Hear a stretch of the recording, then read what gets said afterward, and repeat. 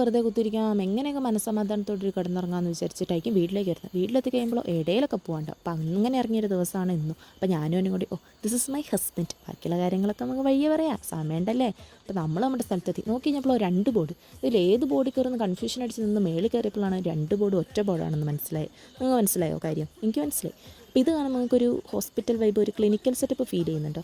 എനിക്ക് ഫീൽ ചെയ്യുന്നുണ്ട്. അപ്പോൾ ഈ വെറുതെ കുത്തിരിക്കുക, ഈ ചടപ്പടിച്ച് കുത്തിരിക്കുക എന്നൊക്കെ പറയുന്നത് എനിക്ക് തീരെ ഇഷ്ടമല്ലാത്തൊരു കാര്യമാണ്. പക്ഷേ ഇതൊക്കെ ഒരു എൻ്റർടൈൻമെൻ്റ് ആണ്. ഈ കൈ വെക്കുക, കാല് വെക്കുക, കണ്ണ് വെക്കുക എന്നൊക്കെ പറയുന്നത്. അപ്പോൾ 30 ഇനി നമുക്കൊരു ഫോട്ടോ ആവാം. ഓക്കെ ആവാം.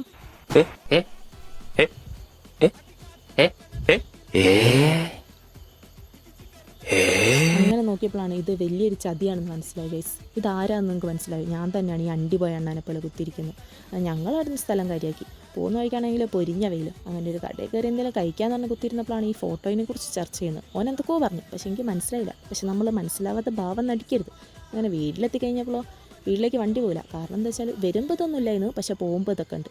എന്തോ റോഡ് പണിയാണ്. അപ്പോൾ ചുരുക്കി പറഞ്ഞാൽ നമ്മളിനി നടന്ന് കയറണം. അപ്പോൾ നമ്മൾ ആ വെയിലും കൊണ്ട് തിരിച്ച് നടന്ന് വീട്ടിലെത്തി. അപ്പോൾ ഓക്കെ, ബൈ ബൈ.